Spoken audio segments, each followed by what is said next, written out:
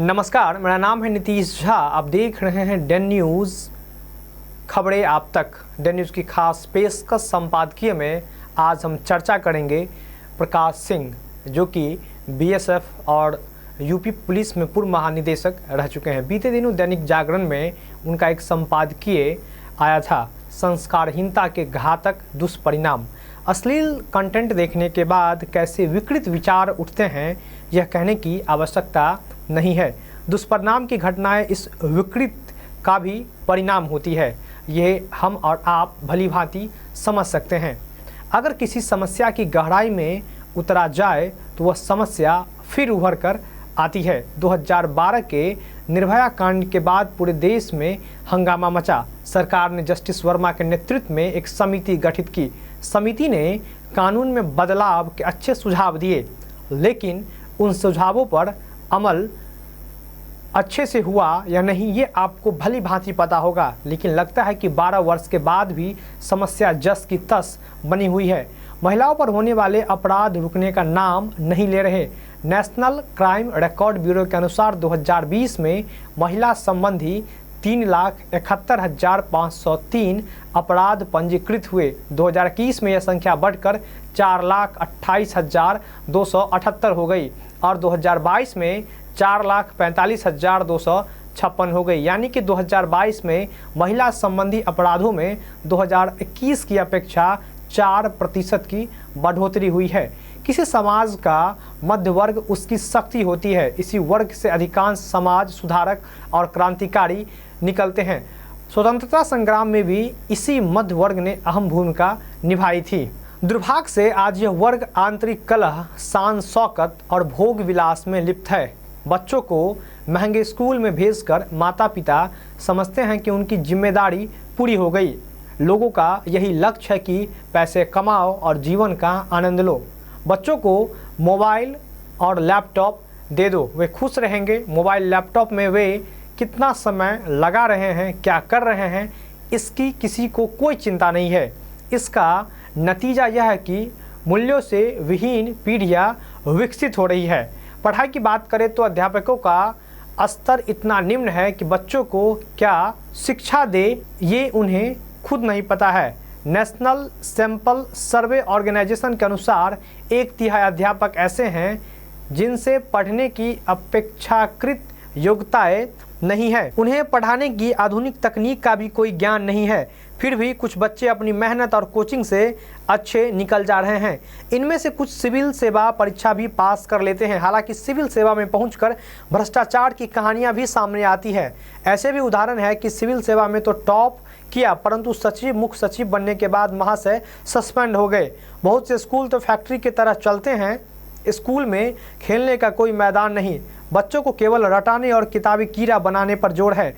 बच्चे अच्छे नंबर से पास होने चाहिए, केवल यही लक्ष्य होता है। उनके व्यक्तिगत का विकास हुआ या नहीं, उन्हें समाज और देश सेवा की प्रेरणा मिली या नहीं, इन सबसे किसी को कोई मतलब नहीं है। श्री अरविंद ने हमें बहुत पहले चेतावनी दी थी कि आज की शिक्षा व्यवस्था ऐसे विद्यार्थी तैयार कर रही है जिनमें उस सोच और शक्ति का अभाव है जिससे एक देश महान बनता है। और इसका मुख्य कारण है स्कूल और विश्वविद्यालय में हमें अपने देश के आध्यात्मिक और बौद्धिक ज्ञान के बारे में कुछ नहीं पढ़ाया जाता है।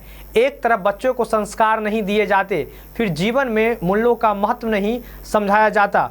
दूसरी ओर अगर हम बात करें तो उन्हें पाश्चात्य सभ्यता का एक घिनौना और विभत्स स्वरूप रोज देखने को मिलता है। भारत में लगभग 75 करोड़ लोग इंटरनेट का प्रयोग कर रहे हैं। यह देश की कुल आबादी का लगभग 52% है। इस मामले में भारत दुनिया में चीन के बाद दूसरे नंबर पर है। एक दृष्टिकोण से यह हमारी प्रगति का सूचक है, परंतु इसका दूसरा पहलू भी यह है कि आज इंटरनेट अश्लील सामग्री से भरा पड़ा है। दुनिया में पोर्नोग्राफी का प्रति वर्ष $57 अरब का उद्योग है। गूगल के अनुसार अश्लील सामग्री देखने वाले देशों में शीर्ष पर पाकिस्तान के बाद मिस्र, वियतनाम, ईरान और मोरक्को के बाद 6ठे स्थान पर भारत आता है। यह कोई गर्व का विषय नहीं है। अश्लील सामग्री देखने के बाद मस्तिष्क में कैसे विकृत विचार उठते हैं कहने की आवश्यकता नहीं है।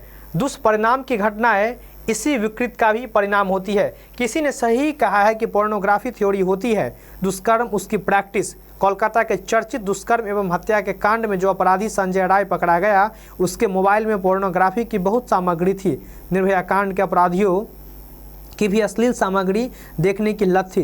पोर्नोग्राफी का हमारे युवा वर्ग पर भयंकर असर पड़ रहा है। OTT प्लेटफॉर्म सेंसर से भरे पड़े हैं, उनमें अश्लीलता का नंगा नाच हो रहा है। इस पे किसी को कुछ नहीं कहना।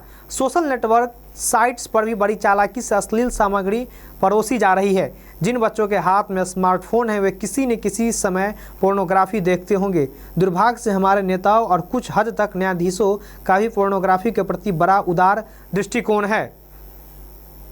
उनका कहना है कि हर व्यक्ति को यह स्वतंत्रता होनी चाहिए, वह क्या देखे या पढ़े। ठीक है, आप स्वतंत्रता दीजिए, लेकिन बाद में इसका हल्ला मत मचाइए कि दुष्कर्म की घटनाएं बढ़ रही है, महिलाओं पर अत्याचार नहीं रुक रहे, आदि इत्यादि। महिला संबंधी अपराधों के संदर्भ में राष्ट्रपति का यह सुलझा हुआ बयान आया कि आज हमें ईमानदारी से अपने भीतर झांकना पड़ेगा और आवश्यकता इसकी है कि हम समस्या की जड़ में जाए।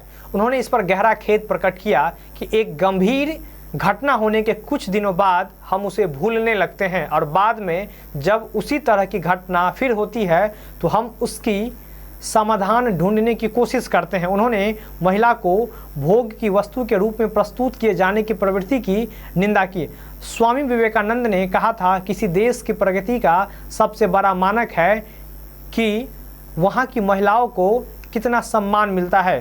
क्या हम अपने समाज की कमजोरी देखने, पहचानने और उसके उपाय ढूंढने के लिए तैयार हैं?